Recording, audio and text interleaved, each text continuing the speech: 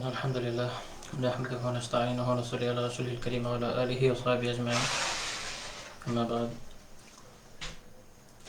আসসালামু আলাইকুম রহমতুল্লাহি ওয়া বারাকাতুহু।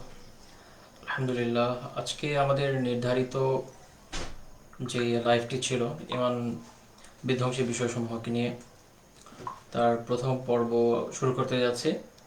যদিও এটি গতদিন হওয়ার কথা ছিল, কিন্তু আমি আমার শারীরিক অসুস্থতার জন্য আর কি অংশ নিতে পারিনি, এই জন্য আমি দুঃখিত।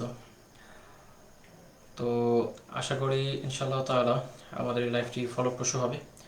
আল্লাহ সুবহানাহু ওয়া তাআলার কাছে এর কামিয়াবির জন্য দোয়া করি। আল্লাহ তাআলা তৌফিক দিন যেন এর দ্বারা আমি নিজে এবং আপনারা সবাই উপকৃত হতে পারেন।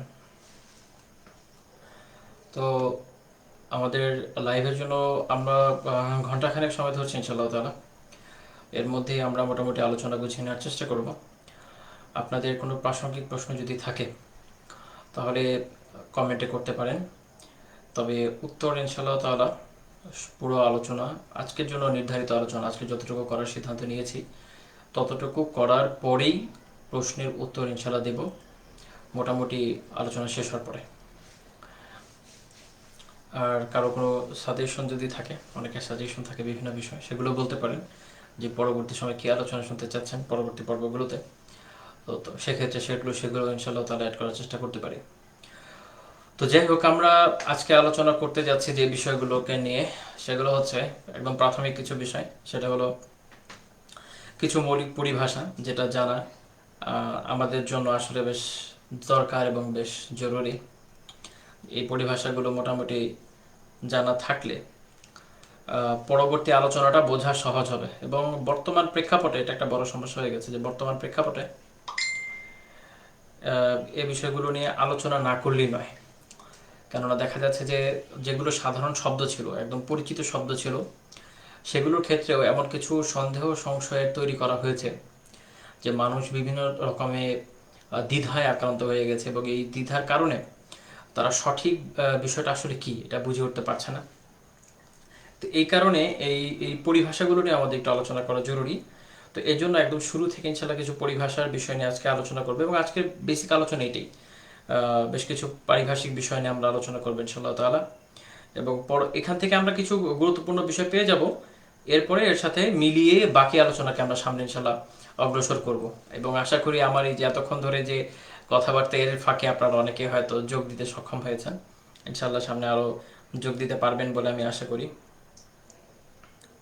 তো একদম শুরুতেই সাধারণত যে বিষয়টা নিয়ে আলোচনা করা লাগে এই বিষয়ে, যেহেতু ইমান এবং কুফরের আলোচনা, অর্থাৎ একটা লোক, একটা মানুষ, সে মুসলমান আছে, সে মুসলিম আছে, এই অবস্থায় সে কাফির হয়ে যেতে পারে। এখন এটার প্রমাণসমূহ নিয়ে ইনশাল্লাহ আমরা আলোচনা করব। কি কি কারণে সে কাফির হয়ে যেতে পারে সেটা নিয়ে আমরা আলোচনা করব। এবং এছাড়া আমরা শিরক কি, কুফর কি, কুফরের ব্যাপকতা এবং ইমান কি, ইমানের ব্যাপকতা, সবগুলো বিষয় নিয়ে মোটামুটি আলোচনা করার চেষ্টা করবো। এর সাথে ফিসক, এই বিষয়গুলো ইনশাল্লাহ আলোচনায় চলে আসবে। তো সর্বপ্রথম যে দুইটা জিনিস নিয়ে আলোচনা করতে হয় সেটা হচ্ছে শিরক এবং কুফর। তো শিরক, শিন রা কাফ, শিরক। তো এই শিরক শব্দের মূল অর্থ হলো অংশীদারিত্ব, অর্থাৎ কোনো বিষয়ে যখন কাউকে অংশীদার করা হয় তখন এটাকে বলা হচ্ছে শিরক। তো এ কারণে যে কোনো কাজে যদি কাউকে অংশীদার করা হয়, ওইটাই আসলে তারিফগতভাবে বা পরিচিতিমূলকভাবে আপনি বলে দিতে পারেন হ্যাঁ এটা হচ্ছে একটা শিরক, মুশারাকা, অংশী হওয়া। ঠিক আছে? তো কিন্তু যখন আমরা ইসলামী পরিভাষায় আসবো তখন শিরক কিন্তু একটা ব্যাপক শব্দ। তো এটার মূল বিষয় হচ্ছে এরকম, শিরক হচ্ছে ওয়া ইত্তাখাযুন নিদ্দা মা আল্লাহি তাআলা, আল্লাহর সমকক্ষ কাউকে স্থির করা। তো সেটা আল্লাহ সুবহানাহু ওয়া তাআলা রুবুবিয়াতে হতে পারে, অর্থাৎ রব হিসাবে তার যে গুণাবলী আছে এর মধ্যে শিরক, এর মধ্যে আল্লাহ তাআলা সমকক্ষ কাউকে মনে করা। উলুহিয়াতের ক্ষেত্রে হতে পারে, আল্লাহ সুবহানাহু ওয়া তাআলা যে ইবাদতে একমাত্র সত্তাযোগ্য, অর্থাৎ শুধু তার ইবাদত করতে হয়, তাকে ছাড়া অন্য কারো ইবাদত করা যায় না। এই ক্ষেত্রেও যদি কেউ আল্লাহ সুবহানাহু ওয়া তাআলার এই মাবুদ হওয়ার যে গুণাবলী এর ভিতরে কাউকে অংশীদার করে, সেটাও শিরক। আল্লাহ সুবহানাহু ওয়া তাআলার সিফাত, তার যে গুণাবলী রয়েছে, এমন সব গুণ যেসব গুণ অন্য কারো হতে পারে না, এবং অবশ্যই তার সকল গুণই, যত গুণ তার রয়েছে এই সকল গুণই হলো পরিপূর্ণ, কামিল, একদম পূর্ণাঙ্গ, এই গুণগুলো অন্য কারো হুবহু এরকম কখনোই হতে পারে না। কিছু গুণ আছে যেটা আল্লাহ সুবহানাহু ওয়া তাআলার গুণ, কিন্তু আল্লাহ সুবহানাহু ওয়া তাআলা বান্দার ভিতরে বা মানুষের মধ্যে এর কিছু কিছু বহিঃপ্রকাশ ঘটিয়ে থাকেন, অর্থাৎ মানুষের মধ্যে এর কিছু কিছু গুণকে দেখতে পাওয়া যায়। কিন্তু এটা কখনোই আল্লাহ সুবহানাহু ওয়া তাআলা যেইভাবে তার যে গুণগুলো পরিপূর্ণতা পেয়ে থাকে, আল্লাহ তাআলার গুণগুলো যেই মাত্রায় পরিপূর্ণ, ওইটা কখনোই মানুষের হয় না বা সৃষ্টির হয় না।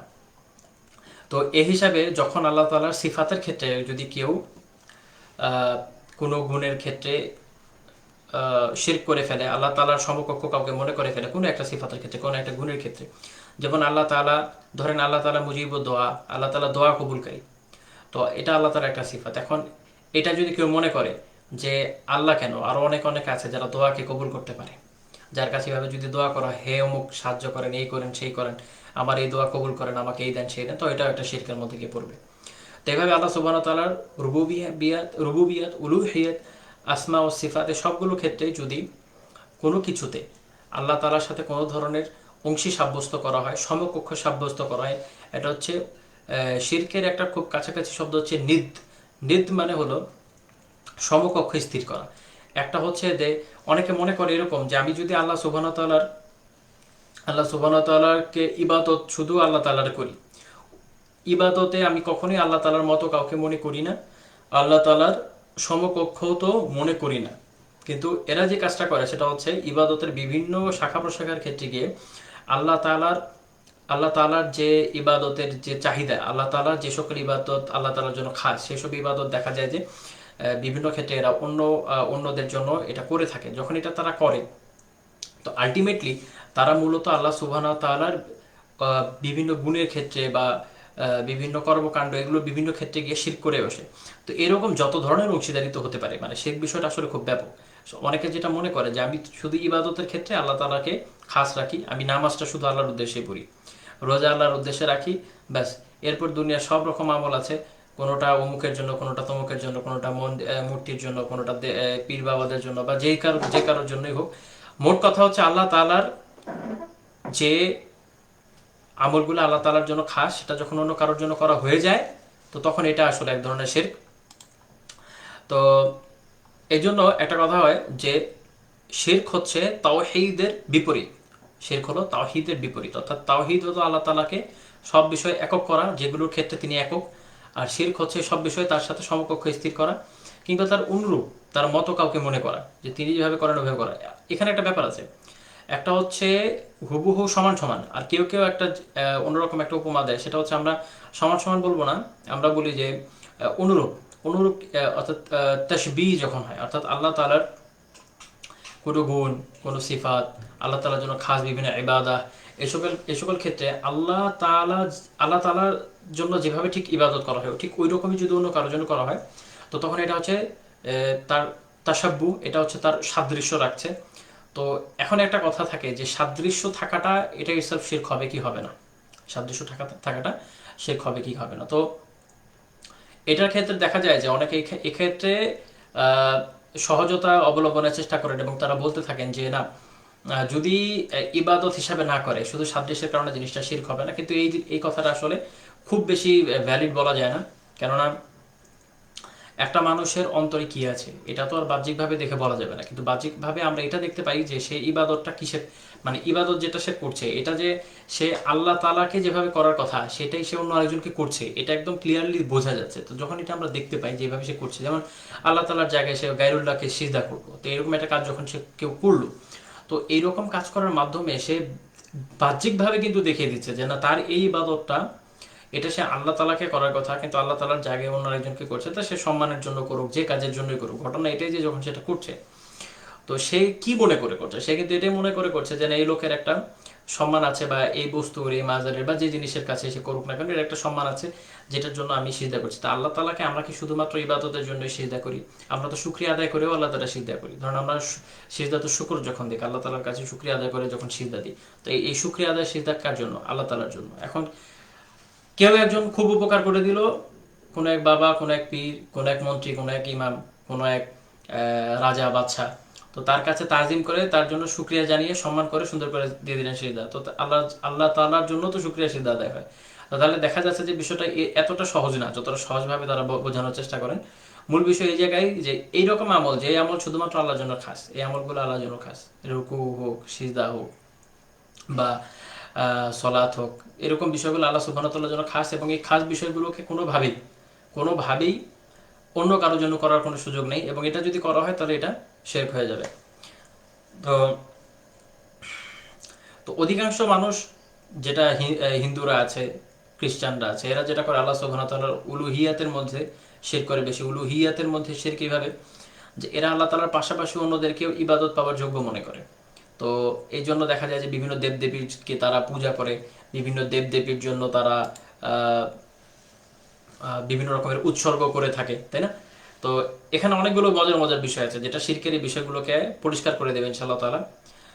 তো দেখেন, অনেকে যেটা মনে করে যে কোনো আলাদা দেবতা বা আলাদা একজন দেব দেবী, এদেরকে যদি উপাসনা করা হয় তাহলে এটাই হচ্ছে বেসিক্যালি শিরক। এরকম অনেকে মনে করে যে শিরক হচ্ছে মূলত বুতপারাস্তি, অর্থাৎ যদি মূর্তির পূজা করা হয় তাহলে তা। তো এই সংজ্ঞাটা অনেক দুর্বল। কেন দুর্বল? এর অনেক কারণ আছে।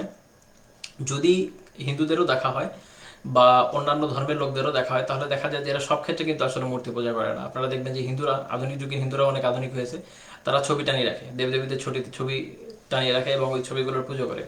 তো এই যে দেবদেবী, এই যে দেবতারা যারা আছে, এরা এসছে কোত্থেকে? এরা কেউ কেউ আছে যেটা যেটা পৌরাণিক ক্যারেক্টার, বিভিন্ন কারণে তৈরি হয়েছে, আল্লাহ আলম, ইতিহাসের বিষয়, গবেষণার বিষয়। আবার কেউ কেউ আছে যাদেরকে দেখা যায় যে এরা হলো বড় বড় বিজয়ী লোক ছিল, বড় রাজা বাদশাহ ছিল, কিংবা বড় বীর ছিল, যেটাকে বলা হয় বীর পূজা। গ্রিসে যেটা ছিল যে একটা মানুষ বীরত্বের এমন একটা লেভেলে চলে গেল, সে দেবতাদের পর্যায়ভুক্ত হয়ে গেল, যেমন হারকিউলিস, ডেমিগড। যেমন আমাদের এই অঞ্চলে আছে রাম। যেমন খুব বেশি জ্ঞানী হয়ে গেলে তাকেও একটা পূজনীয় আসন দিয়ে দেওয়া হয়, যেমন কৃষ্ণা। তো এরকম অনেক দেবতাদের বিষয় দেখা যাচ্ছে যে এরা বেসিক্যালি মানুষ হতে পারে ঐতিহাসিক ক্যারেক্টার, আবার হতে পারে ঐতিহাসিক ক্যারেক্টার না। তো ধরলাম ঐতিহাসিক ক্যারেক্টার, যদি ঐতিহাসিক ক্যারেক্টার হয়ে থাকে তাহলে আজকের এই পূজার পজিশনে তারা আসছে কীভাবে? আসছে এভাবে যে এদেরকে মানুষ এত সম্মান করে করে ওই যে তাদের জন্য হয়তো ইবাদত করেছে, তাদের জন্য সিজদা করেছে, যেটা রাজা বাদশাদের করা হয় সিজদায়ে তাজিমি, সম্মান করে করা হয়। গ্র্যাজুয়ালি এটাই একটা সময় কিন্তু ইবাদতের রূপ নেয়, এবং মানুষ তো একসময় মনে করে যে সে জীবিত অবস্থায় যে হেল্প করতো, এখন মরার পরও করতে পারবে। যেমন কিছু বিষয় আছে যেগুলো হচ্ছে তাত্ত্বিক, কিছু ফতোয়া আছে তাত্ত্বিক ফতোয়া, আর কিছু ফতোয়া হচ্ছে প্র্যাকটিক্যাল ফতোয়া। তাত্ত্বিক ফতোয়া কিরকম? যেমন ধরেন কেউ কেউ বলবে এরকম যে কেউ যদি কাউকে এই জন্য সিজদা করে যে তাকে সম্মান করে করলো, এবং এটা শুধুমাত্র আল্লাহ তাআলার ইবাদত, যে আল্লাহ তাআলার জন্য সিজদা করতে হয়, তার সাথে একটা তাসাব্বু, তার সাথে একটা সাদৃশ্য রাখে মাত্র, কিন্তু এটা সে ইমানের সাথে করে নাই, বরং তার বিশ্বাস তো এই যে ইবাদতের সিজদা শুধু আল্লাহর জন্য হয়, সেখানে সম্মান জানিয়ে করেছে। তো এই কথাটা হলো এটা হলো একটা বেসিক্যালি একটা তাত্ত্বিক বিষয়। কিন্তু যদি এটা প্র্যাকটিক্যালি আমরা চিন্তা করি, আমরা দেখব যে আমাদের দেশের প্রেক্ষাপট নিয়ে আলোচনা করবো ইনশাআল্লাহ। আমাদের দেশে বা ভারতীয় অঞ্চলে যেটা হয় যে বিভিন্ন মাজারে যারা সিজদা করে থাকে, ওদেরকে জিজ্ঞেস করলে জানবেন যে ওরা মনে করে যে পীর বুজুর্গ আউলিয়া যারা আছেন তারা মারা গেলে তারা জীবিত অবস্থার চেয়ে বেশি শক্তিশালী হয়ে যায়, মানে রুহ মুক্ত হয়ে যায়, সব জায়গায় ঘুরে ঘুরে বেড়ায়, আল্লাহ তাআলার অনেক সাহায্য পায়, বিভিন্ন জায়গায় সাহায্য করতে পারে। তারা এই বিশ্বাস নিয়েই সিজদা করছে যে এই সিজদার কারণে উনি সন্তুষ্ট হবেন। সন্তুষ্টি কার চাচ্ছে? সন্তুষ্টিটা চাচ্ছে হচ্ছে এই বুজুর্গের, সন্তুষ্টিটা চাচ্ছে এই পীরের। তো এই সন্তুষ্টি চাচ্ছে, এবং সে চায় যে এই সন্তুষ্টি পেয়ে তার যে মনের আকাঙ্ক্ষা আছে, তার যে হাজত, যেগুলো বলা যে হাজত রাজা, এই হাজতটাকে কে পূরণ করবে? অমুক বাবা তমুক বাবা করবে। এবং এটা হলো এই একটা আকীদা, যেটা হলো প্র্যাকটিক্যাল বিষয়। আমি যে জন্য বললাম যে কিছু ফতোয়া আছে এটা তাত্ত্বিক, হয়তো তাত্ত্বিকভাবে বলা যায় যে হ্যাঁ এটা এরকম, কিন্তু বেসিক্যালি প্র্যাকটিক্যাল যখন দুনিয়াতে আমরা আসবো, দেখবো যে মানুষের বিশ্বাস আসলে এত সহজ সরল এখন নাই। মানুষের বিশ্বাস কিন্তু অনেক জটিল, এবং এই বিষয়টা যারা আগে থেকে বুঝেছেন তারা আগে থেকে এই বিষয়ে কথা বলেছেন। এটা হচ্ছে সাদ্দুস দারায়ে একটা কথা বলা হয় যে এই গুনাহের যে রাস্তাটাকে বন্ধ করতে হবে। তো এই জন্য সাদৃশ্য শিরকে তারা স্পষ্ট শিরকই বলেছেন, যেটা হলো অ্যাকচুয়ালি পরিপূর্ণ শিরক। কেননা এর মাধ্যমে বান্দা অবশ্যই ইসলাম থেকে বের হয়ে যায়। এবং বাস্তবতা হচ্ছে এই যে যারা এই ধরনের কাজে লিপ্ত, ওদেরকে যদি বলা হয় যে আল্লাহর কাছে চাও তুমি আল্লাহর কাছে চাও, তো দেখবেন যে সে আল্লাহর কাছে চাইবে না, তার চাওয়া দুনিয়া সব কি হচ্ছে, সব অমুক তমুকের কাছে যাওয়া হচ্ছে। তো এভাবে হলো সে কি হয়েছে, মূল মূল যে আকিদা, ইসলামের যে মূল আকিদা, এখান থেকে সে সরে যাচ্ছে। এবং আমি এরকম লোকদেরও দেখেছি যারা বিভিন্ন কষ্ট, দুঃখ, শোক যে কোনো সময় আহ্বান করে কাকে, দেখা যাচ্ছে বলছে ইয়া গাউসুল আজম মাদাদ, এরকম সবসময় বলে। আমি এরকম খুব বয়স্ক লোক দেখেছি, সিরিয়া না না ইয়ের সাইপ্রাসের খুব প্রখ্যাত একজন বুজুর্গ। তো দেখা গেল যে খুব বয়স্ক উনি, ওনার নড়তে খুব কষ্ট হচ্ছে, বাট এই কষ্টের মধ্যে উনি বলছে ইয়া গাউসুল আজম, এই নড়ছে ইয়া গাউসুল আজম, সোজা হচ্ছে ইয়া গাউসুল আজম। সুবহানাল্লাহ, মানে একবারও ইয়া আল্লাহ ডাকার মতো আকাঙ্ক্ষা যেন ওনার মধ্যে নেই। তো এই হলো রেজাল্ট, যে এই জিনিসটাকে যদি তাত্ত্বিক একটা ফতোয়ার আকারে আমরা দেখি, সেখান থেকে ছেড়ে দেই, সহজতা দিই, তার ফল হলো এই। তো এই জন্য এ বিষয়ে সতর্ক থাকা জরুরি যে শিরকের কোনো ধারের কাছে, শিরকের কোনো বিষয় ওটার মধ্যে যেন আমরা কখনো না যাই। তো যাই হোক, এটা ছিল আরেকটা আলোচনা যে শিরক কিরকম হয়। তো এটা শিরকের বিভিন্ন টাইপ আছে, অনেক ধরনের শিরক আছে, ইবাদতের বিভিন্ন বিষয়। যেই ইবাদতগুলো আল্লাহর জন্য খাস, এটা যে কারোর জন্য করাই শিরক হয়ে যাবে। যেমন ধরেন কেউ যদি আল্লাহ ছাড়া অন্য কারোর জন্য জবাই করে, অর্থাৎ কোরবানি করে, অন্য আল্লাহ ছাড়া কারোর জন্য নজর মানত করে। আবার এখানে একটা আছে যে আল্লাহ তাআলার ভয় এবং আল্লাহ তাআলার যে ভালোবাসা, এরকম ভালোবাসা ভয় অন্য কারোর জন্য করে, এগুলো খুব বিস্তারিত আলোচনার বিষয়। তো প্রথম বিষয় যেটা, যে খৌফুলিল্লাহ, আল্লাহ তাআলার ভয়। তো দেখেন একটা বিষয় হচ্ছে যে মানুষ তার সাধারণ যে প্রবৃত্তি, এটার মধ্যে ভয় জিনিসটা রয়েছে। মানুষের জীবনের ওঠা নামা সবকিছু কিন্তু আসলে ভয় নির্ভর করে, মানে ভয়ের উপর নির্ভরশীল। যেমন ধরেন আপনি খাচ্ছেন কেন, কেউ কেউ তো ভালোবেসে খায়, কিন্তু এমন অনেক লোক আছে যাদের খাওয়া খুব বেশি জরুরি না, বাট খাওয়ার বিষয়ে মানুষের প্রবৃত্তি মানুষকে একটা চিন্তা দেয় যে তুমি যদি একদম না খেয়ে থাকো তুমি মরে যাবে, তাই না? যদি না খেয়ে থাকো তাহলে মরে যাবে। তো এই একটা ভয় যে আমাকে খেতে হবে, খেলে আমি ভালো থাকবো, আমি বেঁচে থাকবো, আমি সুস্থ সবল থাকবো। তো তারপর ধরেন ছাদের উপরে কোনায় আপনি বসছেন না, কেন বসছেন না? আপনার ভয় আছে, আপনি নিচে পড়ে যাবেন। সো ভয় তো আপনারা থাকবে, মানুষের মনের মধ্যে এটা হলো প্রবৃত্তির বিষয় যে ভয়, এটা থাকবে।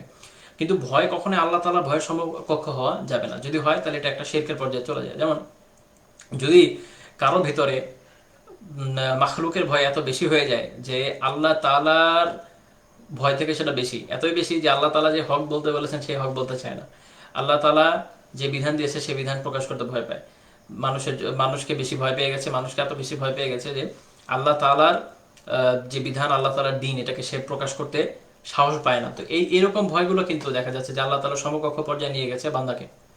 আবার আশা, আল্লাহ তাআলার কাছ থেকে একটা জিনিস পাওয়ার যে এরকম আশা মানুষ করতে পারে, এই আশা যদি অন্য কারো কাছে করে সমান সমান লেভেলের, তাহলে এটা হলো এক ধরনের, এটাও এক ধরনের শিরকের মধ্যে চলে চলে যাবে। ধরেন জান্নাতের যে আশা, এটা তো আল্লাহ তাআলার কাছেই করা যায়। এখন এটা তো আপনাকে আর কেউ দিতে পারবে না। এই দেশের মন্ত্রী, প্রধানমন্ত্রী যারা যতই তোষণ করেন না কেন, জান্নাতের দূরের কথা, এরা তো মুর্দাকেও জীবনও দিতে পারবে না। তো ঠিক আছে, তো এই যে এমন আশা, যে আশা শুধু আল্লাহর কাছেই করা যায়, আল্লাহর কাছেই করা যায়, ওইরকম আশা আল্লাহ তাআলার কাছে যতটা জোর দিয়ে করা যায়, অতটা জোর দিয়ে অন্য কারো কাছে আশা করা, তো এটাও এক ধরনের শিরকের মধ্যে পড়ে যাবে। মহাব্বত, আল্লাহ তাআলাকে যেভাবে ভালোবাসা উচিত সেভাবে ভালোবাসতে হবে, প্রথম কথা। দ্বিতীয় কথা হচ্ছে ভালোবাসার ক্ষেত্রেও আল্লাহ তাআলার ভালোবাসা হলো সর্বোচ্চ লেভেলের ভালোবাসা। আল্লাহ তাআলার ভালোবাসা হলো সর্বোচ্চ লেভেলের ভালোবাসা, এবং এই ভালোবাসাকে আপনার সর্বোচ্চ লেভেলে রাখতে হবে। মুমিনদের বিষয়ে যেমন বলা হচ্ছে আশাদ্দু হুব্বালিল্লাহ, আল্লাহ তাআলার ভালোবাসা হলো তাদের মধ্যে সর্বোচ্চ, দুনিয়ার সব থেকে বেশি ভালোবাসতে হবে আল্লাহ তাআলাকে। এখন এখানে একটা ব্যাপার, যে অনেক একটা প্রশ্ন এখানে আসে অনেকের থেকে, সেটা হলো আমি মন থেকে যে জিনিসগুলোকে দেখি, যে আমার বাবা মা, আমার স্ত্রী, আমার সন্তান সন্ততি, বা আমার জিনিসপত্র, আমার মাল, আমার ব্যবসা বাণিজ্য, এগুলোর প্রতি আপাতভাবে মনে হয় যে আমার ভালোবাসাটা বেশি। আল্লাহ সুবহানাহু ওয়া তাআলার যে ভালোবাসা, এটা তো সর্বোচ্চ হওয়া উচিত, কিন্তু দেখা যাচ্ছে আপাতভাবে বাহ্যিকভাবে এই ভালোবাসাগুলোকে বেশি দেখা যায়। তো এই দুইটার মধ্যে সমন্বয় কি হবে? তো এই অবস্থায় এটা কি ওই মাত্রায় শিরক হবে কিনা? তো এখানে একটা বিষয় যেটা থানভীর রহমতুল্লাহ সুন্দর ব্যাখ্যা করেছেন, যে দেখেন এটা হলো তাত্ত্বিক বিষয়, অর্থাৎ আপনাকে তাত্ত্বিকভাবে বুঝতে হবে যে আপনি আন্তরিকভাবে মন থেকে সবচেয়ে বেশি ভালোবাসেন কাকে। যেমন ওমর রাদিয়াল্লাহু আনহুর একটা ঘটনা আছে না, ওমর রাদিয়াল্লাহু আনহু রাসূলুল্লাহ সাল্লাল্লাহু আলাইহি ওয়াসাল্লামের সাথে একসাথে হাঁটছিলেন, যখন আল্লাহ রাসূল তাকে এটা বুঝিয়ে দিয়েছিলেন যে সবচেয়ে বেশি ভালোবাসতে হবে কাকে, আল্লাহকে এবং তার রাসূলকে। তো ওনার মনে হচ্ছিল যে আমি আমার জানের থেকে বেশি ভালোবাসি না, কিন্তু একটু পরে উনি বলছেন যে না, আমি এখন জানের থেকে বেশি ভালোবাসি। তো এই কিছুক্ষণের মধ্যে তার পরিবর্তন হয়নি। এটা দুইটা ব্যাখ্যা দেওয়া হয়, তার মধ্যে একটা ব্যাখ্যা হলো এই যে উনি তাত্ত্বিকভাবে চিন্তা করে দেখেছেন আসলে আমি কাকে বেশি ভালোবাসি। তো তাত্ত্বিকভাবে ভেবে দেখেছেন আসলে আমি আমার জীবনের চেয়ে আল্লাহ রাসূলকে সাল্লাল্লাহু আলাইহি ওয়াসাল্লাম বেশি ভালোবাসি, আল্লাহকে বেশি ভালোবাসি। এবং এই বেশি ভালোবাসা, এটা যে তাত্ত্বিকভাবে সত্য এটা কিভাবে বোঝা যায়? কেননা ইসলামের জন্য যখন জিহাদ করতে হয়েছে তখন তারা ওই জিহাদে অংশ নিয়েছেন এবং জীবনের মায়াকে তুচ্ছ করেছেন। ইসলামের জন্য হিজরত করতে হয়েছে মদিনায়, তখন তারা জীবনের মায়াকে তুচ্ছ করেছে। তো উনি তাত্ত্বিকভাবে বুঝতে পেরেছেন যে যদিও আমার কাছে মনে হচ্ছে, আমার আবেগের কাছে মনে হচ্ছে যে আমি আল্লাহর চেয়ে মনে হয় বা আল্লাহ রাসূলের চেয়ে মনে হয় আমার নিজের নফসকে বেশি ভালোবাসি, বাট যখন থিওরিটিক্যালি চিন্তা করেছেন তখন উনি দেখতে পেয়েছেন না, আমি আসলে আল্লাহ তার রাসূলকে সবচেয়ে বেশি ভালোবাসি। তো এরকম দরকার, থিওরিটিক্যাল হলেও সবচেয়ে বেশি দরকার কি? আল্লাহ তার রাসূলকে ভালোবাসা। বাকি তবিয়তান, আপনার যে তবিয়ত আছে, আপনার যে নিজস্ব সেলফ আছে, মেন্টাল সিচুয়েশন আছে, এই সব কিছু দিক দিয়ে যদি চিন্তা করতে হয়, মানসিকভাবে সবসময় আল্লাহর ভালোবাসাটা মুখ্য থাকবে। এটা হলো সবচেয়ে উচ্চ লেভেলের অবস্থান এবং এটা একদিনে আসে না। কারো কারো ইশকের বা ভালোবাসার প্রাবল্য চলে আসে, মোহাব্বতের প্রাবল্য চলে আসে আল্লাহ তাআলার প্রতি, এটা হলো তো ভালো। আর যদি না আসে তো এটা ধীরে ধীরে প্র্যাকটিস করে করে নিজেকে ভাবিয়ে ভাবিয়ে এক সময় হয়তো ইনশাআল্লাহ চলে যাবে। আল্লাহ তাআলার কাছে দোয়া করা যায়, যেমন আল্লাহুম্মা ইন্নী আসআলুকা হুব্বাকা আহাব্বা ইলাইয়া মিনান নাফসি ওয়া মিনাল আহলি ওয়া মিনাল মাইল বারিদ। যে আল্লাহ, আমি আপনার কাছে ভালোবাসা চাই, আমার কাছে যেন এটা সবচেয়ে বেশি ভালো হয়, সবচেয়ে বেশি যেন ভালোবাসি কি থেকে? আমার পরিবার থেকে, আমার মাল থেকে, এবং কি আল্লাহ রাসূল সাল্লাল্লাহু আলাইহি ওয়াসাল্লামের সবচেয়ে পছন্দের জিনিস ছিল ঠান্ডা পানি। তো বলছে যে ঠান্ডা পানি থেকেও। এই হাদিসটা, এটা হাদিসের মধ্যে বর্ণিত দোয়া। তো এই দোয়াটা করা যায়, তো ইনশাল্লাহ একটা পর্যায়ে ওই ভালোবাসাটা চলে আসবে। তো তারপর ধরেন দোয়ার ক্ষেত্রে আল্লাহ তাআলার সাথে কাউকে শরীক করে ফেলা, তাজিম, আল্লাহ তাআলার যে সম্মান, তাই না, আল্লাহ তাআলার কাছে সাহায্য চাওয়া, তাওয়াক্কুল করা, এরকম বিভিন্ন বিষয়ে যে আল্লাহ তাআলার যে মাকাম মর্যাদা তার সেরকম ভাবে যদি অন্য কাউকে করা হয়ে থাকে, তাটা একটা স্পষ্ট পর্যায়ে শিরক, যেটা মানুষকে কাফের বানিয়ে দেবে। তো শিরক সবচেয়ে বড় গুনাহ, নিঃসন্দেহে শিরক সবচেয়ে বড় গুনাহ, এবং আল্লাহ তাআলা বলেছেন ইন্না শিরকা লাযুলমুন আযীম। এটা মূলত লুকমান আলাইহিস সালামের কথা, যেটা কোরআনে এসেছে সূরা লুকমানের 13 নম্বর আয়াত। সবচেয়ে বড় সবচেয়ে বড় জুলুম কোনটা? শিরক।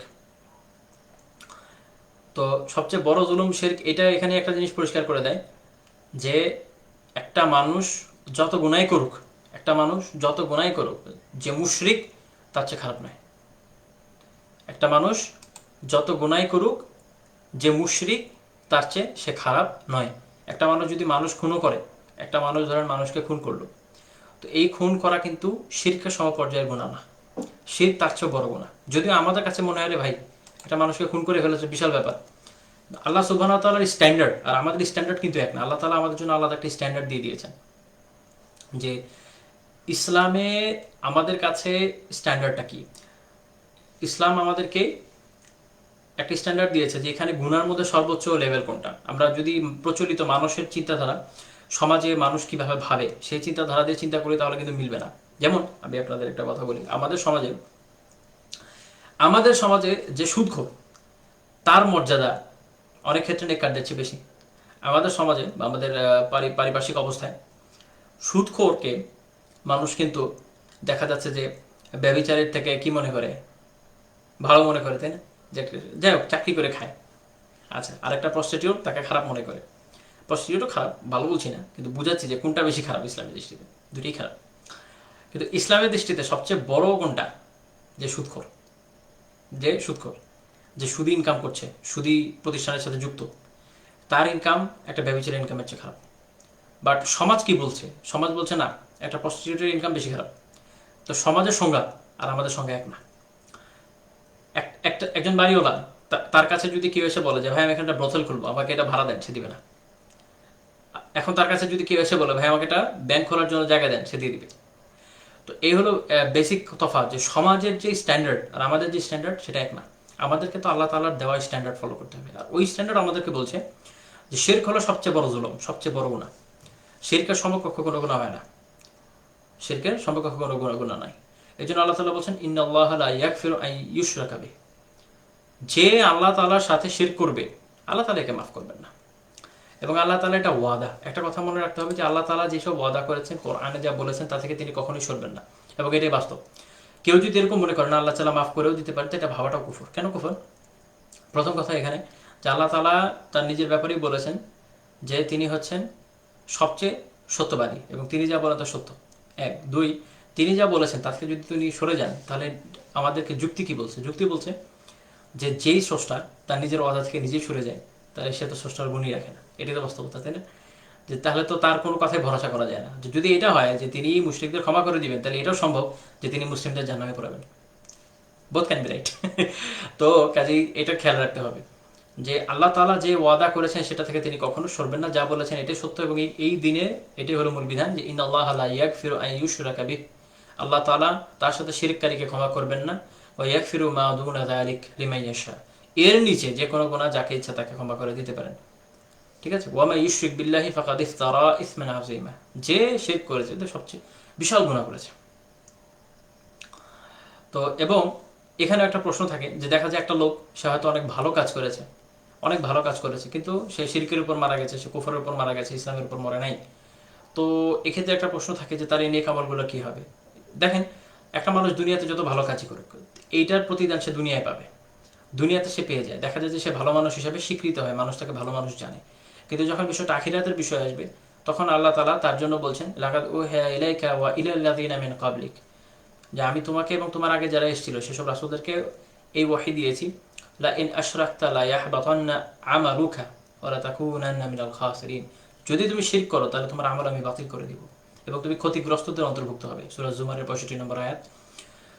তো এই জন্য আল্লাহ সুবহানাহু ওয়া তাআলা জানিয়ে দিচ্ছেন যে তিনি কি করবেন। এই দুনিয়ার যে আমলের প্রতিদান দুনিয়াতে পেয়ে যাবে, দেখা যাবে দুনিয়াতে অমুক তমুক হিসাবে খুব প্রসিদ্ধি পাবে এবং যা পাওয়ার এই দুনিয়াতেই পাবে। এটার একটা সুন্দর উপমা হচ্ছে এরকম যে ধরেন একটা লোক পরীক্ষার হলে গেল, পরীক্ষার হলে সে ডাব্বা মেরে আসলো, তো পরীক্ষায় তাকে পরীক্ষা কি দিবে, 0 দিবে, হয়তো ওই বছর সে আর প্রমোশন পাবে না, স্কুল থেকে রাষ্ট্রিক এটা হতে পারে যদি বারবার এই ঘটনা ঘটে।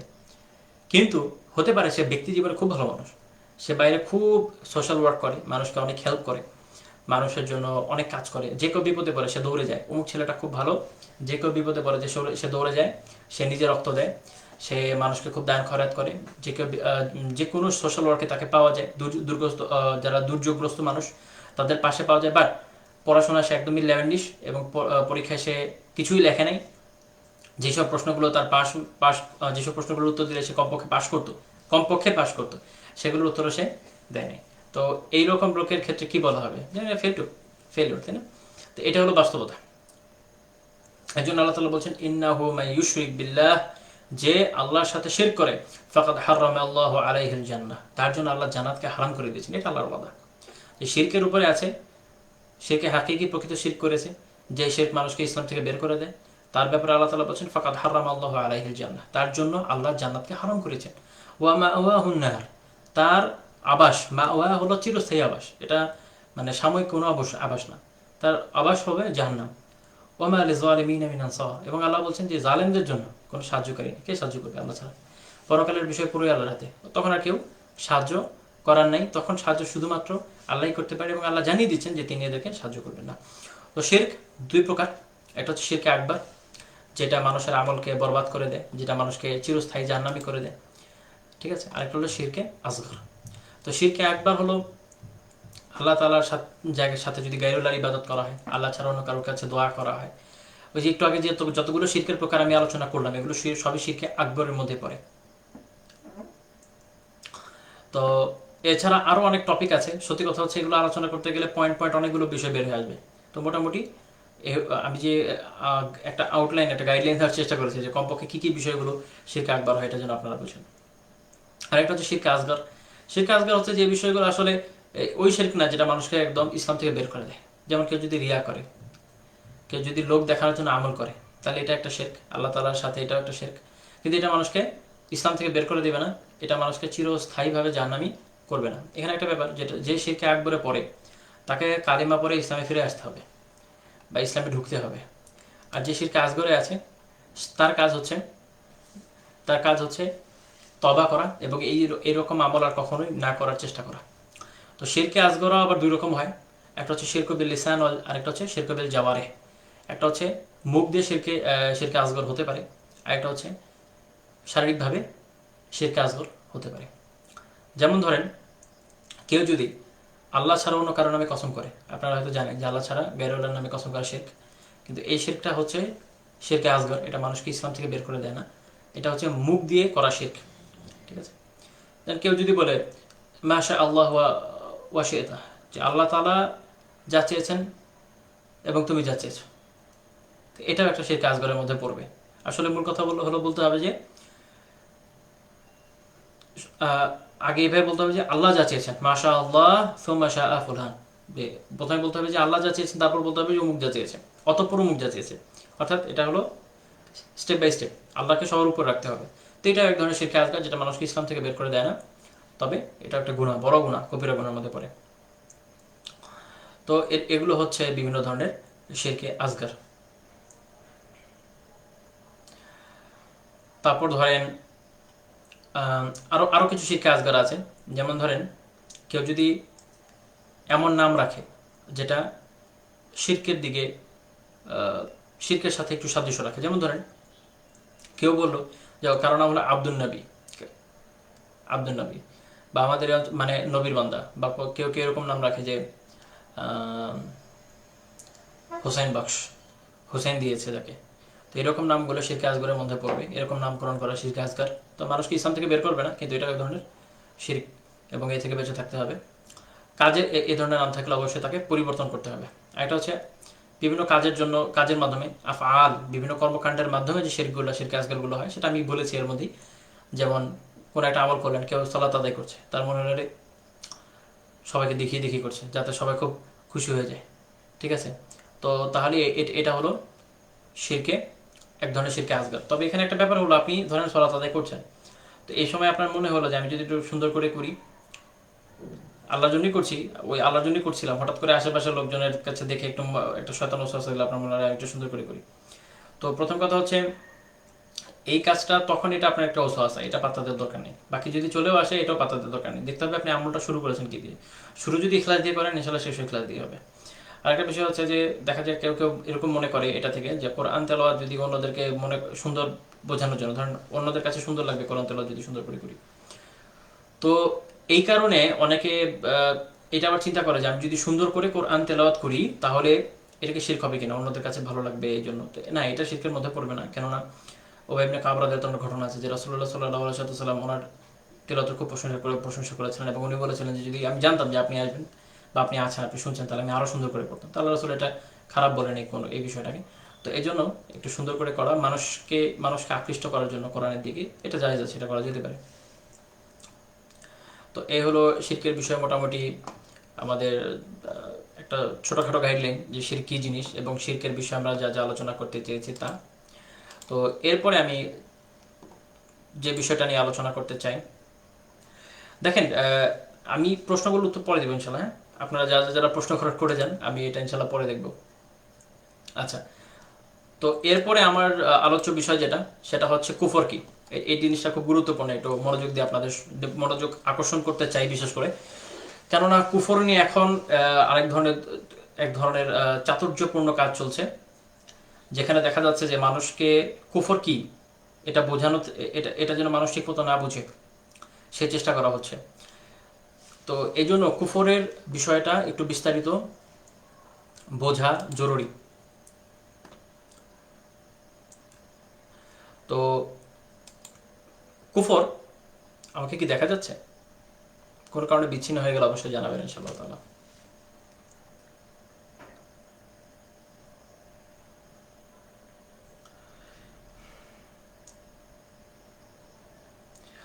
তো যাই হোক, কুফরের বিষয়ে বলছিলাম যে কুফর যেটা, এটার মূল ধাতু হলো কাফ, ফা এবং র, যার মূল অর্থ হলো এটা যে কোনো কিছু ঢেকে রাখা, কোনো কিছুকে ঢেকে রাখা, অস্বীকার করা, গ্রাস করা। যে কারণে দেখা যায় যে রাতকে আরবি ভাষায় বলা হয়, রাতকে বলা হচ্ছে যে কাফের বলা হয়। এর কারণ হলো রাত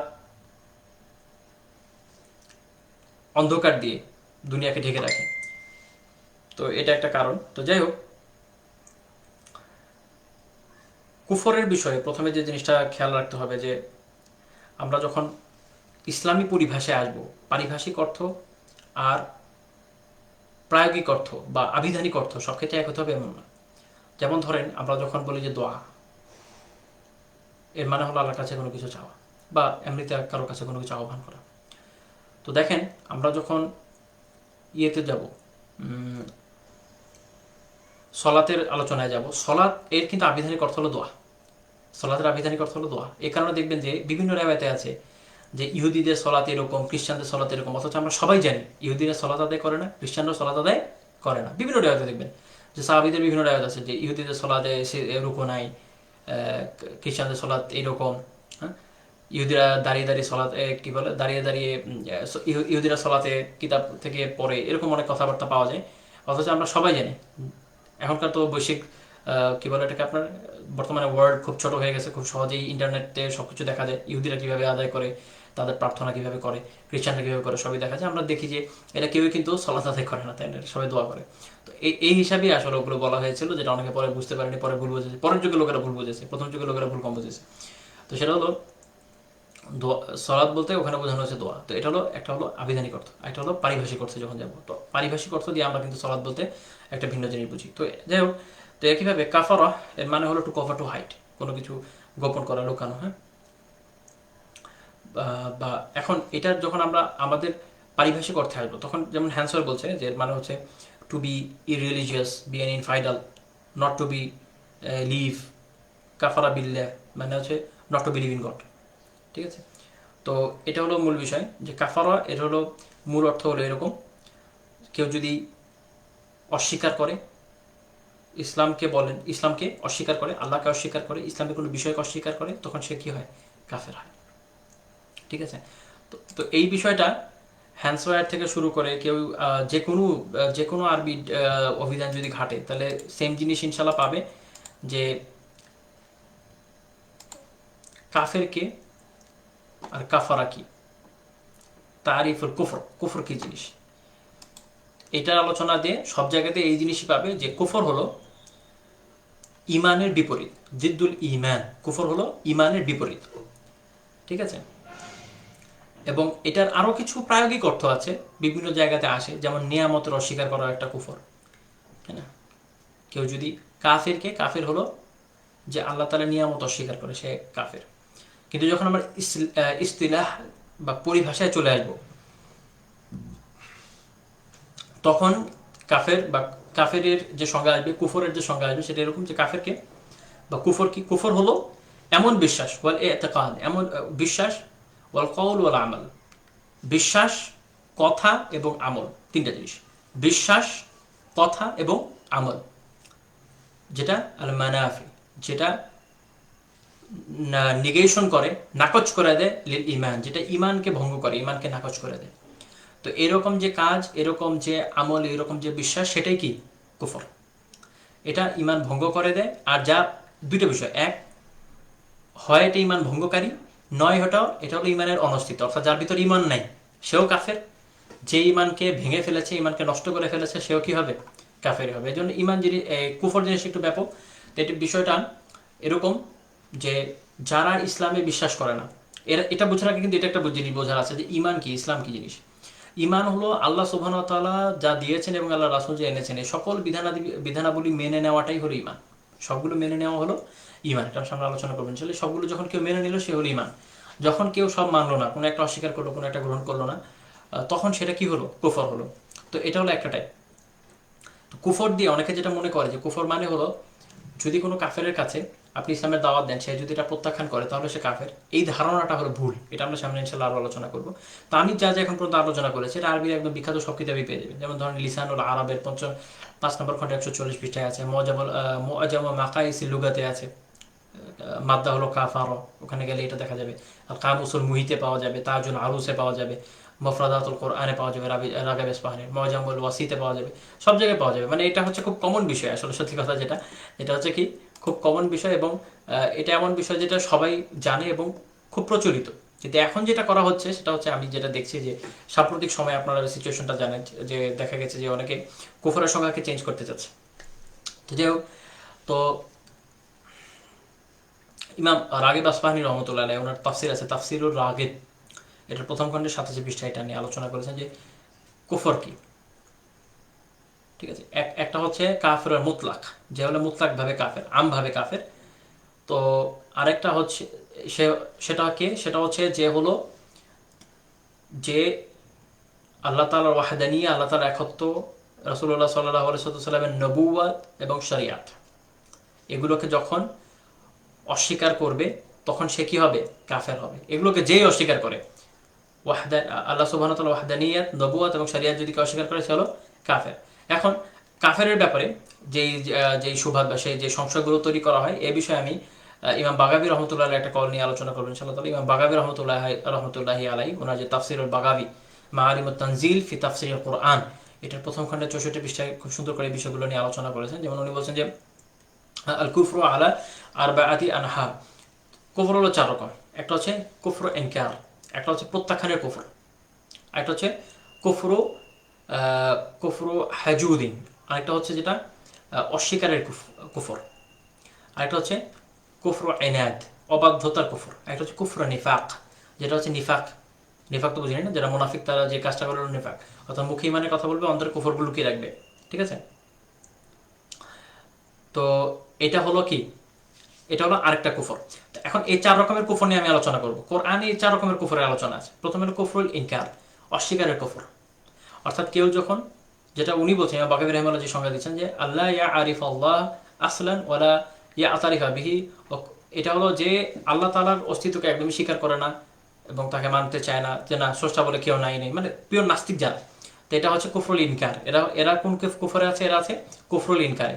আর কুফরুল হাজুদ যেটা, এটা হচ্ছে ইয়া আরিফ আল্লাহ তাআলা বিকলবিহি, সে অন্তর দিয়ে আল্লাহ তাআলার অস্তিত্বকে স্বীকার করে। ওয়ালা ইয়কিরু বিলিসানিহি কা কুফরি ইবলিস, কিন্তু মুখ দিয়ে আল্লাহ তাআলার যে ওয়াহদানিয়াত, ইসলামের যে দাওয়া, এটা মানে না, মুখে স্বীকার করবে না, অন্তরে জানে সত্য। ঠিক আছে, এটা হলো কার কার কুফর? এটা হলো ইবলিসের কুফর। ইবলিসের কুফর এরকম, ইবলিস তো জানে আল্লাহকে দেখেছে না, বা যদি নাও দেখে, ধরেন দেখেছে কি দেখেনি এটা নিয়ে আসলে আমি কোনো রেওয়াজ জানি না, বাট ইবলিস তো ফেরেশতাদের সাথে ছিল। ইবলিস 7 আসমানের উপরে যাওয়ার তার তৌফিক হয়েছে, সে আল্লাহ তাআলার ইবাদত একসময় প্রচুর করেছে, কিন্তু যখন সে অবাধ্যতা করেছে, সে কিন্তু এখন মুখে কখনোই স্বীকার করবে না, এবং সে সবাইকে কি করবে? সবাইকে গোমরা করতে চায়, যেটা ইহুদিদেরও বিষয়। যে আল্লাহ তাআলা যেমন বলছেন ফালাম্মা জাআহুম মা আরাফু কাফারু বিহি, সূরা আল বাকারার 89 নম্বর আয়াতে আল্লাহ তাআলা বলছেন যে যখন তাদের কাছে এমন জিনিস এসেছে যেটা সে জানে, ওরা জানে যে এই নবী রাসূলুল্লাহ সাল্লাল্লাহু আলাইহি ওয়াসাল্লাম সত্য, ওরা জানে এ কোরআন সত্য, কিন্তু গ্রহণ করে নাই, তখন এটা হলো আরেক কুফর, যেটা ইহুদিদের কুফর ছিল। তাহলে এটা হলো কুফরুল হাজুদ। তাই হিন্দু, খ্রিস্টান বা অন্য যত গ্রুপ আছে, এদের মধ্যে যে যেই এই কুফর, বুঝেন, এরকম যত গ্রুপ আছে যারা ইসলামকে সত্য মানলো, আপনি দাওয়াত দিলেন যে ভাই এই হলো ইসলাম, অথবা দাওয়াত দিলেন না কিন্তু সেই ইসলাম সম্পর্কে জানে, জানার পরে সেটা প্রত্যাখ্যান করলো, তাহলে এটা হলো কুফরুল হাজুদ, এটাও একটা কুফর। আরেকটা কুফর হলো কুফরুল ইনকার, যেটা এর আগে বলেছি, যে সে আল্লাহর অস্তিত্ব স্বীকারই করে না, যেটা একদম পিওর নাস্তিক যারা আছে। আচ্ছা, আর এটা হচ্ছে কুফরুল ইনাদ, অবাধ্যতার কুফর। সেটা হচ্ছে হতে পারে এরকম যারা, এরা হচ্ছে যে আল্লাহ তাআলাকে অন্তর থেকে মানে, এবং আল্লাহ তাআলার বিষয়টা হয়তো মুখে স্বীকার করে, হ্যাঁ এটা সত্য, কিন্তু লা ইয়াদিনু বিহি, কিন্তু ইসলামকে গ্রহণ করে নাই। পয়েন্টটা বুঝেন, আল্লাহ তাআলার অস্তিত্ব অন্তর থেকে সত্য স্বীকার করে, আল্লাহ তাআলা যে সত্য, ইসলাম যে সত্য মুখ দিয়েও বলে দেয়, হ্যাঁ, কিন্তু ইসলামকে কবুল করছে না, ইসলামকে নিজের ধর্ম হিসেবে শাহাদা দিয়ে মেনে নিচ্ছে না, তো এটাকে বলা হচ্ছে কুফরুল ইনাদ। এটা হলো কুফরুল ইনাদ। যেমন আবু তালিবের কুফর ছিল, রাসূলুল্লাহ সাল্লাল্লাহু আলাইহি ওয়াসাল্লাম সত্য সে মানত, ফুললি হেল্প করেছে, মুখে কয়েক দফা বলেছে যে ইসলাম সত্য, কিন্তু এটাকে সে গ্রহণ করে নাই, সে শাহাদা পড়ে নাই, সে শাহাদা পড়ে নাই। এবং এরকম কুফর আপনারা অনেকজনকে পাবেন, যারা ইসলাম নিয়ে, বিভিন্ন লোক আছে যারা দেখবেন যে অন্যান্য ধর্মের লোক ইসলাম দিয়ে বলে, ইসলাম নিয়ে লেখে, ইসলামকে হক বলে, অথচ ইসলাম গ্রহণ করে না। আমি মনে হয় সম্ভবত যে আরবেরি পরে ইসলাম গ্রহণ করেছে, কিন্তু আরবেরি বহুকাল ইসলাম নিয়ে কাজ করেছে, গ্রহণ করেনি। মরিদ বুকেলি বহুকাল ইসলাম নিয়ে কাজ করেছে, পরে সম্ভবত 98 বা 99 সালে ইসলাম গ্রহণ করেছিল। তো এখন এরকম লোক যারা সব মানছি কিন্তু ইসলামকে গ্রহণ করছি না, তাই এই হলো আরেক কুফর, যেটা হচ্ছে কুফরুল ইনাদ, অবাধ্যতার কুফর। ঠিক আছে, তো এটা এটা আশা করি আপনারা বুঝতে পেরেছেন এই ধরনের কুফরটা। আরেকটা হচ্ছে আল কুফরুল নিফাক, সে মুখে বলবে, সে অন্তরে বিশ্বাস করছে, মুখে বলছে, ইসলামের আমল করছে, সব ঠিক আছে, কিন্তু তার মনে মনে কুফর রয়েছে। ঠিক আছে, তার মনে মনে কুফর রয়েছে। তো এটা হলো আরেকটা কুফর। এই যত রকমের কুফর আছে, এই সব কুফরই কি হবে? ঈমান ভঙ্গকারী বিষয়, এবং এই সব কুফরই মানুষ, মানে এই ধরনের কুফর ওয়ালারা মুসলমান, এটা সহজ কথা। ঠিক আছে, এর মধ্যে প্রথম যে 3 প্রকার, আমি তো 4 প্রকার কুফরের কথা বলেছি, প্রথম যে 3 প্রকার, অর্থাৎ ধরেন কুফর ইনকার, কুফর জাহুদ, তারপর ধরেন কুফর ইনাদ, এরা তো স্পষ্ট কাফের। আর কুফর নিফাক যেটা, ও বাহ্যিকভাবে মুসলমান, বাহ্যিকভাবে তার সাথে আমরা তো বাহ্যিক বাহ্যিক অবস্থার উপর মানুষের অবস্থা দেখবো যে একটা মানুষ বাহ্যিকভাবে কি কাফের না মুসলমান, এটা আমরা বাহ্যিকভাবে দেখবো। তো বাহ্যিকভাবে দেখলাম সে মুসলমান, সে ইসলামের উপর আছে, তো বাস ওকে আমি তার সাথে ইসলামে বিহেভ করবো, বাকি তার ফলাফল কি হবে এটা তো আখিরাতে আল্লাহ তাআলা দেখবেন। ঠিক আছে, তো এদের কথা আলাদা। তো এখন এই বিষয়ে এখন একটা আলোচনা থাকে, সেটা হলো কুফর এবং শিরক। দেখা যায় যে অনেক অধিকাংশ ক্ষেত্রে দেখা যায় যে এই দুইটা হলো একই রকম প্রায়। যে আল্লাহ তাআলার সাথে কুফর করে আলটিমেটলি বিভিন্ন বিষয়ে শিরকি করে, কখনো প্রবৃত্তিকে শিরক করে, কখনো দেবদেবীকে শিরক করে, কিছু না কিছু শিরক করে। এখন পিওর নাস্তিক যে সে হলো পিওর কাফের, ওর মধ্যে কোনো শিরক নেই, বাট পিওর কাফের। বাট তার মধ্যে একটা শিরক আছে, কি সেটা? প্রবৃত্তিকে শিরক করেছে। সে প্রবৃত্তিকে আল্লাহ তাআলার সাথে শিরক করেছে, আল্লাহ তাআলার একত্বকে না মেনে প্রবৃত্তিকে মেনে নিয়েছে। ঠিক আছে, তো এই কারণে ইমাম নববী রহমতুল্লাহ যেটা বলেছেন ওনার শরহ নববীতে, সহিহ মুসলিমের শরাতে, যে আসলে শিরক এবং কুফর এই দুইটা আসলে একই রকম অর্থ আল্লাহ তাআলার ক্ষেত্রে যখন আসে। যে কেউ যদি আল্লাহ তাআলার সাথে শিরক করে, আল্লাহ তাআলার সাথে কুফর করে, বলতে গেলে একই জিনিস, আলাদা তেমন কিছু না। তো হয় একটা মানুষ আল্লাহ তাআলার সাথে কোনো দেবদেবী মূর্তিকে শিরক করে, নয় কোনো মাখলুককে শিরক করে, নয় তার প্রবৃত্তিকে শিরক করে, তাই না? এরকম কোনো না কোনো বিষয়কে আসলে শিরক সে করে, একদম শিরক থেকে মুক্ত থাকে না। তো এখন পর্যন্ত আমরা মোটামুটি কুফর শিরকের বিষয়গুলো নিয়ে আলোচনা করলাম। তো এখানে আরেকটা বিষয় নিয়ে আমি এখন আলোচনা করবো, সেটা হলো ফিস্ক। ফিস্ক, তো ফিস্কের একটা ব্যাপার নিয়ে আলোচনা করাটা জরুরি, কারণ ফিস্কের বিষয় নিয়ে অনেকে কনফিউশনে ভোগে। দেখেন ফিস্ক মানে কি? ফিস্ক মানে হচ্ছে আল খুরুজ আনি শাই, কোনো কিছু থেকে বের হয়ে যাওয়া। খুরুজ আনি তোয়া, আনুগত্য থেকে বের হয়ে যাওয়া। অর্থাৎ আল্লাহ সুবহানাহু ওয়া তাআলার আনুগত্য থেকে যখন কেউ বের হয়ে যায়, যে কেউ যখন গুনাহ করে, আল্লাহ তাআলার বিধানাবলী না মেনে গুনাহ করে, তখন আমরা তাকে কি বলছি? ফাসেক বলছি। তখন আমরা বলছি ফাসেক। তো এখন কেউ কেউ যে কাজটা করে, যে আল্লাহ সুবহানাহু ওয়া তাআলার বিভিন্ন আয়াত নিয়ে টুইস্ট করে, টুইস্ট বুঝেন মানে মূল আয়াতের ব্যাখ্যাগুলোকে সরিয়ে ফেলে, এগুলো করিয়ে বোঝানোর চেষ্টা করে, জানে না কাফের যারা আছে এরা তো ফাসেক, তাই না? এরকম কথা অনেকে বলে, কিন্তু এখানে বুঝতে হবে প্রত্যেক কাফের একটা এই মূলনীতি মাথায় রাখেন, প্রত্যেকটা কাফেরই ফাসেক। কারণ প্রত্যেকেই আল্লাহ তাআলার আনুগত্য থেকে বের হয়ে গেছে, এরা আল্লাহ তাআলার আনুগত্য করে না। এরা প্রবৃত্তির আনুগত্য করে, মূর্তির আনুগত্য করে, মুক্ত মুখের আনুগত্য করে, আল্লাহ তাআলার আনুগত্য করে না। তো এই সবগুলোই কি? এই জন্য এরা সবাই ফাসেক। আর প্রত্যেক ফাসেকই কাফের হবে এমন না, মানে প্রত্যেক কাফের ফাসেক, কিন্তু প্রত্যেক, বুঝেন, প্রত্যেক কাফের ফাসেক, কিন্তু প্রত্যেক ফাসেক কিন্তু কাফের না। মুসলমানদের মধ্যে অনেক লোক আছে যারা ফাসেক, কারণ তারা কবিরা গুনাহগার, বিভিন্ন কবিরা গুনাহ করে, এই জন্য তারা ফাসেক। বাট এরা কিন্তু কাফের না। কিন্তু কাফের যারা আছে আলটিমেটলি সবাই ফাসেক। এই জিনিসটা মাথায় থাকলে ইনশাআল্লাহ ক্লিয়ার হবে। তো যেমন আল্লাহ সুবহানাহু ওয়া তাআলা বলেন, ওয়ালাকাদ আনজালনা ইলাইকা আয়াতিন বাইয়িনাত, যে আমি তোমার প্রতি একদম সুস্পষ্ট আয়াত নাজিল করেছি, ওয়ামা ইয়াকফুরু বিহা ইল্লাল ফাসিকুন, ফাসিকরা ছাড়া তাকে সেগুলোকে অস্বীকার করে না, অর্থাৎ কুফর করে না। সূরা বাকারা 99 নম্বর আয়াত। দেখেন আল্লাহ তাআলা যে কাফেররা ছিল, এই কাফেরদেরকে কি বলেছেন? ফাসিক বলেছেন। তাহলে ক্লিয়ার হলো যে কাফেররা কি? কাফেররাও ফাসিক। আর মুসলিম তাহলে ফাসিক দুইটা, এটা হলো কাফের ফাসিক, এটা হলো কি? মুসলিম ফাসিক। তো মুসলিম ফাসিক এক জিনিস, সেটা কাফের না, কিন্তু কাফের ফাসিক অন্য জিনিস। ঠিক আছে, এই জন্য কেউ যদি বলে যে দেখেন আল্লাহ তাআলা কোরআনে কাফেরদেরকে ফাসিক বলেছে, হ্যাঁ, সবাইকে কি বলে কাফের বলে নাই, তাহলে এটা ভুল। আচ্ছা, এবং আল্লাহ সুবহানাহু ওয়া তাআলা সূরা আলে ইমরান 110 নম্বর আয়াতে বলেছেন, আমাকে কি শোনা যাচ্ছে? আমরা এখানে ভিডিওটা প্লে করছে না।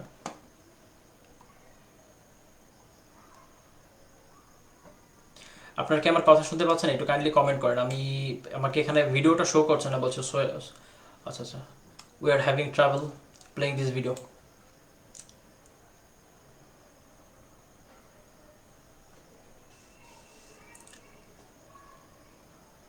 আমি এই ভিডিওটাকে এখন এখানে স্টপ করে দিচ্ছি। ইনশাআল্লাহ আমি আরেকটা ভিডিও শুরু করব।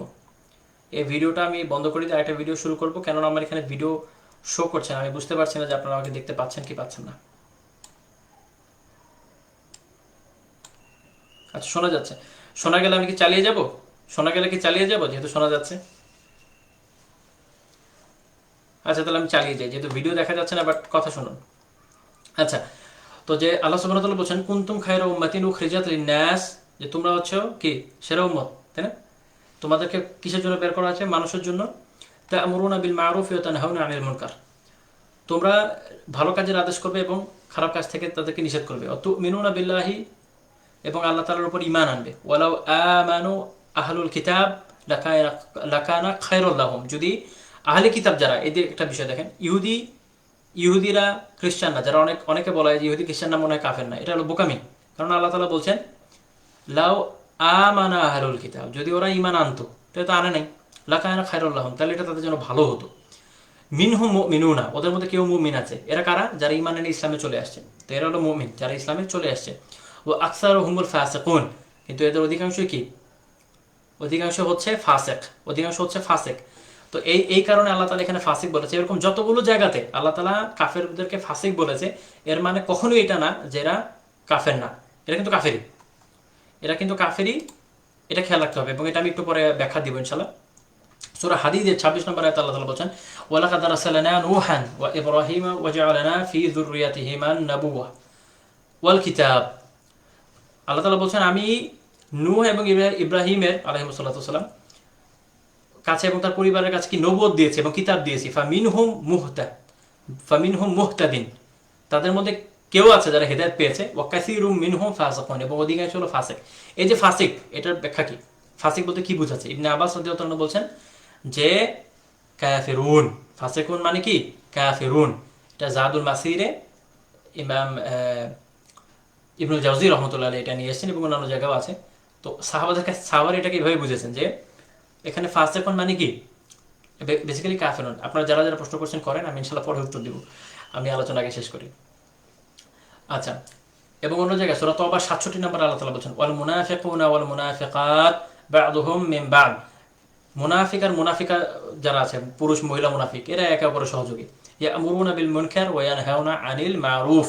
এরা কি করে? মানুষকে মুনকার, খারাপ কাজের আদেশ দেয় এবং ভালো কাজ থেকে বিরত রাখে। ওয়া ইয়াকবিদুনা আইদিয়াহুম নাসুল্লাহ ফানাসিয়াহুম ইন্নাল মুনাফিকিনা হুমুল ফাসিকুন। আল্লাহ তাআলা মুনাফিকদের শেষে কি বলছেন? ইন্নাল মুনাফিকিনা হুমুল ফাসিকুন, যে নিশ্চয়ই মুনাফিকরা কি? ফাসিক। তো আমরা সবাই জানি মুনাফিক কি? ফি দারকিল আসফালি মিনান নার, জাহান্নামের সর্বনিম্ন স্তরের বাসিন্দা। তো এরা এরা বেসিক্যালি কি? কাফেরি। তো কিন্তু এদেরকে আল্লাহ তাআলা ফাসিক বলছেন কেন? কেননা এরা অবাধ্যতা করেছে। তো যে যে গুনাহ করে সেই ফাসিক। তো কাফেরও কি? ফাসিক, মুনাফিকও ফাসিক, মুমিনও ফাসিক, কিন্তু এদের প্রত্যেকের লেভেল আলাদা, এটা মাথায় রাখতে হবে। সূরা তাওবার 84 নম্বর আয়াতে আল্লাহ তাআলা বলেন ওয়ালা তুসাল্লি আলা আহাদিম মিনহুম। আল্লাহ তাআলা রাসূলুল্লাহ সাল্লাল্লাহু আলাইহি ওয়াসাল্লামকে বলেন যে মুনাফিকদের ব্যাপারে বলেন ওয়ালা তুসাল্লি আলা আহাদিম মিনহুম মাতা আবাদা, যে তুমি হে মুহাম্মদ, তুমি তাদের অর্থাৎ মুনাফিকদের কারোর কেউ মারা গেলে তাদের জানাজা পড়াবে না। ওয়ালা তাকুম আলা কবরিহি, কবরের কাছেও দাঁড়াবে না, অর্থাৎ কবরের কাছে দাঁড়িয়ে যে দোয়া করবে এটাও করবে না। ইন্নাহুম কাফারু বিল্লাহ, এরা আল্লাহর সাথে কুফর করেছে, ওয়া রাসূলি, এবং রাসূলের সাথে, ওয়া মাতু ওয়া হুম ফাসিকুন, এবং তারা মরেছে কি অবস্থায় মরেছে? ফাসিক হয়ে মারা গেছে। ঠিক আছে? তো এখানে ফাসিকুন মানে কি? কাফিরুন। ফাসিকুন মানে কাফিরুন, এটা কিন্তু মাথায় রাখতে হবে। এরকম বিভিন্ন জায়গা আছে যেখানে আল্লাহ তাআলা ফাসিক বলেছেন, কেউ কেউ এগুলো নিয়ে টুইস্ট করে এবং দেখানোর চেষ্টা করে যে এখানে ফাসিকুন মানে কি? ফাসিক বলেছে, আল্লাহ তাআলা ফাসিক বলেছে, কাফের বলে নাই, খুব খুশি হয়ে যায়, কিন্তু বিষয়টা এরকম না। আচ্ছা, তো এরপরে অনেকে অনেক প্রশ্ন করছেন, ভাই প্রশ্ন করেন, ইনশাআল্লাহ আমি একটু পরে দেখছি। আমি আজকে আর একটা পয়েন্ট নিয়ে আলোচনা করবো, জাস্ট একটা পয়েন্ট, আমাকে একটু সময় দেন, আমি ইনশাআল্লাহ এরপর আপনাদের প্রশ্ন উত্তরগুলো দেখবো। ঈমান নিয়ে আলোচনা করার ইচ্ছা ছিল, কিন্তু দেখা যাচ্ছে যে অনেক সময় চলে গেছে, তো হয়তো এটা আরেক পর্বে আলোচনা করতে হবে। আজকে আরেকটা যে জিনিসটা আমি আলোচনা করতে চাই, এটা আপনারা একটু মাথায় রাখবেন এবং আপনাদের জন্য জরুরি, সেটা হলো একটা মানুষ ঈমান আনার পরও কাফের হতে পারে। একটা মানুষ ঈমান আনার পরও কাফের হতে পারে। তো এটার জন্য আসলে প্রথম কথা হচ্ছে যে ব্যাপক দলিল তো আছেই।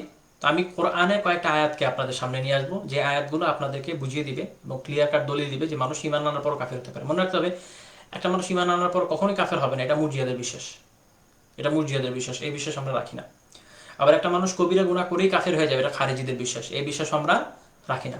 আমাদের বিশ্বাস ক্লিয়ার কাট মাঝখানে, সেটা হলো একটা মানুষ যদি কুফর করে, শিরকে আকবর করে, কুফরে আকবর করে, কাফের হয়ে যাবে। যদি শিরকে আসগর করে, কুফরে আসগর করে, তাহলে কাফের হবে না। ছোট কুফর, ছোট শির, এগুলো কাফের বানাবে না। বড় কুফর, বড় শির করবে, কাফের হয়ে যাবে। আহলে সুন্নাত জামাত তাকফির করে থাকে। আহলে সুন্নাত জামাত কি করে থাকে? তাকফির করে থাকে, এবং এটা একটা ধর্মীয় বিধান যে যে কাফের হবে তাকে তো তাকফির করতে হবে। যেমন ইমাম গাজালি রহমতুল্লাহ আলাইহি ওনার ফায়সাল তাফরিকা বাইনাল ইসলাম ও জানাদিকা একটা কিতাব আছে ওনার, সেখানে ইমাম গাজালি বলছেন যে তাকফির হুকম শারঈ, তাকফির কি? একটা হুকম শারঈ, এটা শরিয়াতের একটা হুকুম, এবং আমরা কি এই জন্য তা কি করি, তাকফির করি। যে কাফের তাকে আমরা কাফের বলি, আর যে কাফের হবে না তাকে কাফের বলবো না। ওকে, তো পরের পয়েন্ট হলো এখানে যেটা বলছিলাম যে একটা মানুষ ঈমান আনার পরও যে কাফের হতে পারে, এই বিষয়ের আগে একটা দলিল দেওয়া দরকার, যাতে মানুষ বুঝে যে না, একটা মানুষ ঈমান আনার পরে সারা জীবন ঈমানদার থাকবে এমন না। এমন কখনোই না যে একটা মানুষ ঈমান নিয়ে এসছে তারপর যা ইচ্ছা তাই করবে তারপর কাফের হবে না, হ্যাঁ, এত সহজ না। তো আল্লাহ সুবহানাহু ওয়া তাআলা কোরআনে এটাকে স্পষ্ট করেছেন, যেমন সূরা তাওবার 65 থেকে 66 নম্বর আয়াতে আল্লাহ তাআলা বলছেন, কুল আবিল্লাহি ওয়া আয়াতিহি ওয়া রাসূলিহি কুনতুম তাস্তাহজিউনা। আল্লাহ তাআলা বলছে তোমরা কি আল্লাহর আয়াত নিয়ে, তোমরা কি আল্লাহকে নিয়ে, আল্লাহর আয়াতকে নিয়ে, তার রাসূলকে নিয়ে হাসি ঠাট্টা করছো, মজা নিচ্ছ? হ্যাঁ, লা তা'তাযিরু, তোমরা ওযর উপস্থাপন করো না, এটা ওযর উপস্থাপনের জায়গা না। ক্বাদ কাফারতুম বা'দা ঈমানিকুম, ঈমান আনার পরে তোমরা কুফর করেছো, কাফের হয়েছো। এবং একটু আগে আমি যেমন বলছিলাম যে মুনাফিকদের ব্যাপারে আল্লাহ সুবহানাহু ওয়া তাআলা স্পষ্ট সূরা তাওবার আয়াত নাযিল করে বলেছেন এরা তো কি হয়েছে, কাফের হয়েছে। তো কেন কাফের? কেননা অন্তরটা ওদের কি ঈমানের উপর নাই। তো মুনাফিক কারা এটা তো আমরা বাইরে বাহ্যিকভাবে বুঝি না, বুঝতে পারি না, কিন্তু এই আয়াতগুলো আমাদের বুঝিয়ে দেয় যে না, একটা মানুষ কি হয়ে যায়, কাফের হয়ে যায়। তো এখন আরো কিছু দলিল আমি দেব, যেমন সূরা তাওবার 74 নম্বর আয়াতে আল্লাহ তাআলা বলেছেন, সূরা তাওবা আয়াত 74, ওয়ালাকাদ ক্বালু কালিমাতাল কুফর ওয়া কাফারু বা'দা ইসলামিহিম, যে তারা কুফরের কালিমা বলে, কুফরের কথা বলে। তার মানে কি, মুখ দিয়ে যদি কুফরের কথা বলে তাহলে এটা কি হবে, কুফর হবে কিনা। এবং আল্লাহ বলছেন ওয়া কাফারু বা'দা ইসলামিহিম, এবং ইসলামে আসার পরে ওরা কাফের হয়েছে। তো এই আয়াত এটা স্পষ্ট করে দেয় যে একটা মানুষ যদি মুখ দিয়ে কুফরের কথাবার্তা বলে, এটা আপনার আমার কাছে প্রকাশ হয়ে যায়। অন্তরের কুফর ওটা তো আমরা ধরতে পারবো না, বাট ইয়েস, মুখে যদি কুফরের কথা বলে, এমন কথা বলে যেটা মানুষকে কাফের করে দেয়, তখন আমরা বুঝতে পারবো হ্যাঁ সে কাফের হয়েছে। এবং আল্লাহ তাআলা আমাদের দলিল দিচ্ছেন কি, ওয়ালাকাদ ক্বালু কালিমাতাল কুফর, এরা কুফরের কথা বলে, কুফরের কালিমা উচ্চারণ করে, ওয়া কাফারু বা'দা ইসলামিহিম, এবং এর মাধ্যমে কি করেছে, ইসলামে আসার পরে তারা কাফের হয়ে গেছে। সূরা তাওবার 74 নম্বর আয়াত। আরেক আয়াতে সূরা আন-নাহল 106 নম্বর আয়াত, সূরা আন-নাহল আয়াত নম্বর 106, আল্লাহ তাআলা বলেন মান কাফারা বিল্লাহ, যে আল্লাহর সাথে কুফর করে, কখন, মিন বা'দি ঈমানিহি, ঈমান আনার পরে। তার মানে ঈমান আনার পরে আল্লাহর সাথে কুফর করা যায়, বুঝে গেল। ইল্লা মান আকরিহা ওয়া কলবুহু মুতমাইন্নুম বিঈমান, কিন্তু সে না, যাকে জোর করে, ধরেন একটা লোককে জোর করে বাধ্য করা হয়েছে যে তুমি কুফরের কথা বলো, কিন্তু তার অন্তর একদম ঈমানের উপরে আছে, অন্তর কিন্তু ঈমানের উপর আছে, কিন্তু মুখ দিয়ে জোর জবরদস্তির কারণে বাধ্য হয়ে কুফরের কথা বলেছে, যেটা আমরা রাসূল সাল্লাল্লাহু আলাইহি ওয়াসাল্লামের জীবনীতে জানি যে কোনো সাহাবীর সাথে এরকম ঘটনা ঘটেছিল, তাদেরকে বাধ্য করা হয়েছে। তো ওই প্রেক্ষাপটে আয়াত নাজিল হয়। তো আল্লাহ বলছেন যে তার ব্যাপার না, অন্তরে ঈমান আছে, মুখে যা বলার বলেছে, আচ্ছা। কিন্তু আল্লাহ তাআলা আবার পরিষ্কার করছেন, ওয়ালাকিন, কিন্তু মান শারাহা বিল কুফরি সদরান, কিন্তু যার অন্তর কুফরের উপর একদম স্পষ্ট, কুফর তার অন্তরের মধ্যে পরিষ্কারভাবে বসে গেছে, ফাআলাইহিম গযযাবুম মিনাল্লাহ, তার জন্য আল্লাহ তাআলার গজব, ওয়া লাহুম আযাবুন আযীম, তার জন্য হচ্ছে বিশাল শাস্তি। সূরা নাহল 106 নম্বর আয়াত। সূরা আন-নিসা আয়াত 137, আল্লাহ তাআলা বলছেন ইন্নাল্লাযীনা, লাইভ চলছে না, ইন্না লিল্লাহি ওয়া ইন্না ইলাইহি রাজিউন, কোন জায়গায় শেষ হয়ে গেছিল আল্লাহই জানে। লাইভ চলছে,